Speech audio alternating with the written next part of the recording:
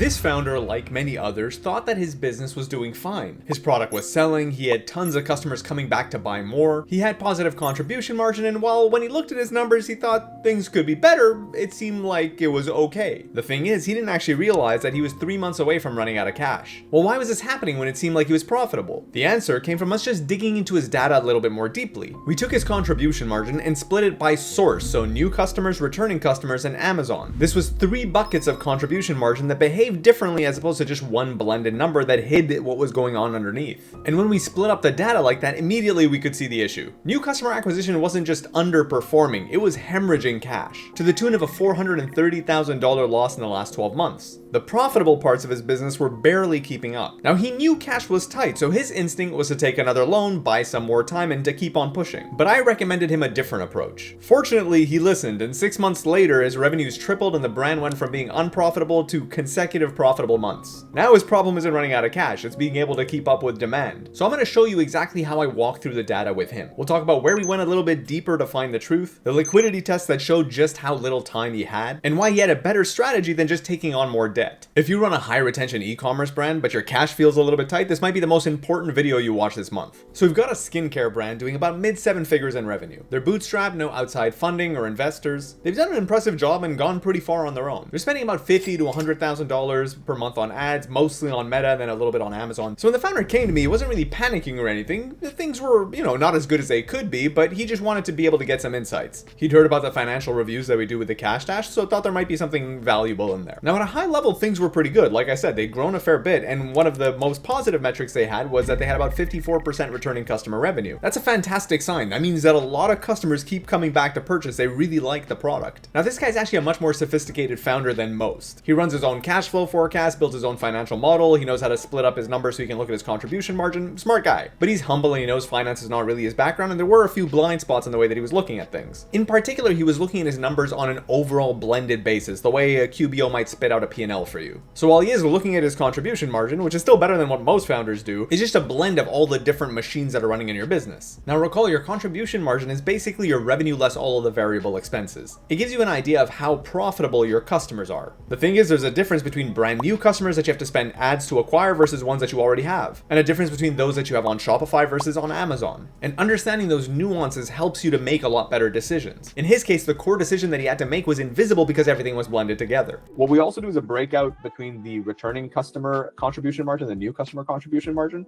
So on the new customer contribution margin, because you're kind of below on your break even, you're running at about a negative 55%. So that means that for the more new customer revenue that you acquire, you're just kind of creating a bigger and bigger loss because this is running at negative 55.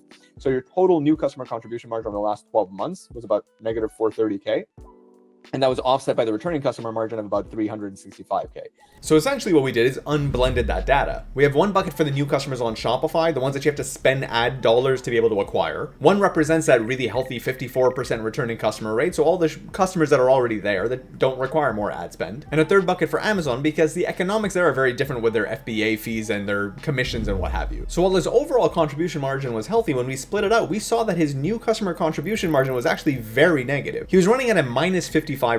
So for every dollar of revenue that a customer was paying you, it was costing you $1.55. Over the last 12 months, that added up to $430,000 of losses. Now the returning customers had a positive contribution margin, about $360K. And Amazon was doing well too, it was generating about $300,000. So if you add them all together, you do end up with a small positive contribution margin, which is why he had that false sense of security. But what's actually happening is that his business is being kept afloat by Amazon and the returning customers that he's already acquired. His acquisition efforts, on the other hand, are actually just draining his coffers. So the profitable parts of his business, retention and Amazon, they weren't building equity, they weren't generating cash flow, they weren't funding growth or reinvestment. They were just working overtime to keep him afloat because of the hole that acquisition was digging. Now that's not to say that you can't lose money on acquisition, that's okay. You just have to be aware of how much you're actually investing and how much you're losing. And the amount has to make sense. In his case, he was running at about a 0.9 new customer ROAS. Based on his current margins and fees, he needed his break even to be around a 2.1. So even though he had good returning customer revenue, revenue, the amount of revenue that he made from a customer after he acquired them on average was about 30%. So if your break-even's a 2.1 and you're only getting a 0.9 on acquisition, you're not going to be able to make up that gap that's greater than 50%. There was another benefit that came from the granularity of the data. It prevented him from making a mistake that would have made things even worse. So as we're talking through the strategy and trying to understand like why is his acquisition not as good as it should be, one of his thoughts was that it might be a pricing issue. I went through his ad account, he had really solid ads, the landing page was good, the product was obviously excellent, but he just wasn't getting conversions at the rate that he wanted. So he thought to himself, maybe I just need to increase the discount or reduce the price on Shopify. That way hopefully I'll get better performance on my ads. But I told him, well hold up,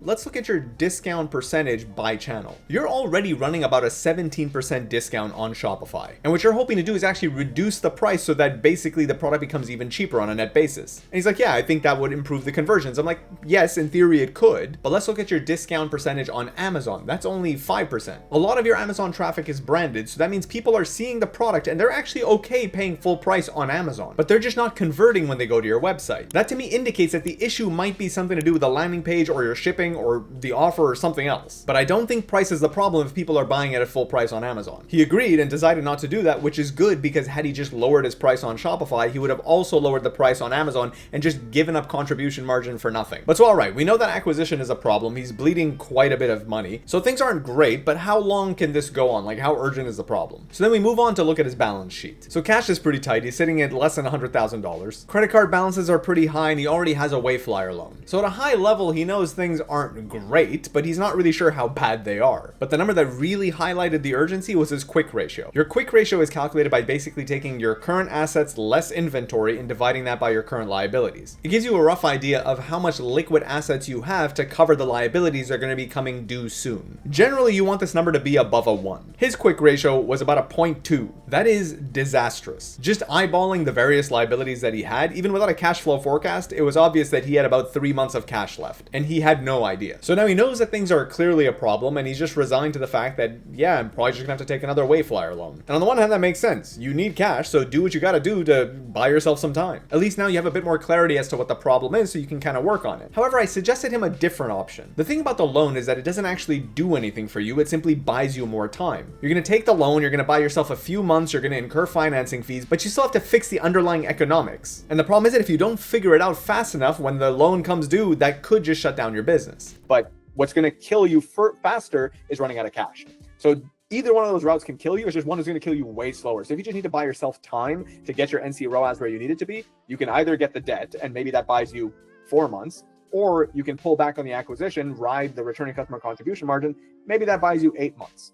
But we'd already seen that new customer acquisition was the problem. That's where the bleed was. He had about $300,000 of contribution margin from Amazon, $365,000 from the returning customers. That's a fairly big buffer of incoming profit. The problem is everything that he's losing on the acquisition side. So I told him, if you just pull back pretty hard on the ad spend, yes, that's gonna reduce your revenue, and yes, it's going to slowly atrophy your returning customer bucket as well, but that's a very long-term decline. Because you're running at a negative contribution margin on new customers, you're actually going to immediately improve profitability if you reduce your ad spend. By doing that, instead of taking on the debt, you'll actually buy much more time, probably closer to like 8 months instead of 3 months. And you also don't put yourself on that deadline that when the debt is due, you have to shut down your business if you can't pay it. Worst case scenario here is that you basically rebuild your brand from scratch the way that you did from day one. And when we dug into his marketing strategy, the most likely culprit of what was going wrong was that he didn't have the proper creative investment. He was overspending with a marketing engine that wasn't strong enough to sustain that kind of spend. So if anything, pulling back will put you back in a position of profitability and you start building back up with proper creative volume and creative diversity. Yes, you can't pull back on spend and acquisition for too long because that leaky bucket of returning customers is gonna empty eventually. But right now you're in a crisis. This will buy you more time. So what happened? Well, we finished the call. He appreciates all the advice that I give him and we part ways. 6 months later, I'm at a conference and he lives nearby, so I bring him up and we actually meet up for smoothies. And he tells me that the brand is completely turned around. Their revenue is more than tripled and they're finally super profitable. I'm ecstatic for him and I ask him what he did, and he told me that basically as soon as we finished our call, he just went and pulled back hard on all the ad spend like I told him. They took all that additional profit, invested it in creative, and fortunately they did a good job of it because it allowed them to build the account back up. Now they're spending much more than they used to, but it's a lot more profitable, to the point that he's actually having trouble keeping up with demand. And the turning point for him to revive his brand was to realize where the bleed was and just how little time he had left to solve it. And then with just a little strategic nudge not to take more debt, but to pull back on the ad spend, which I get for most founders is always one of the hardest things to do, he was able to put himself in a position to build his brand properly. So here are a few quick takeaways that I want you to get from this story. First, don't look at your numbers on a blended basis. You should at a minimum be looking at new versus returning separately. And if you're omni-channel and you have Amazon and wholesale, you absolutely have to look at each one of those as separate machines. If you don't know your contribution margin by bucket, you're operating with huge blind spots. Secondly, don't forget to check your balance sheet. Most founders focus entirely on their P&L, but your balance sheet tells you how healthy your brand actually is. Metrics like the quick ratio will tell you whether or not you have liquidity issues or whether or not you have some time to figure things out. And thirdly, it is crucial for you to know what your actual scaling targets need to be. Like what ROAS or CAC actually makes sense for the level of spend that you're at. If you're spending hundreds of thousands of dollars, but you're not sure that the target you're using is accurate, you are almost certainly burning money. This is one of the most important numbers you need to know for scaling, and most brands don't have confidence in it. And this kind of in-depth analysis where he got a full picture of his brand, did a deep dive, understood what was working, what wasn't working, it was a 1-hour call. This is the kind of financial deep dive we do when we run a cash dash. So if you want to have a deep dive like this run for your brand, the link's in the description. I do a lot of these sorts of financial reviews with brands, so if you like this format of video, let me know and I'll try to do more of them. I know as a founder, it's very fun to see what other brands are going through. But I hope you enjoyed that. For now, take care.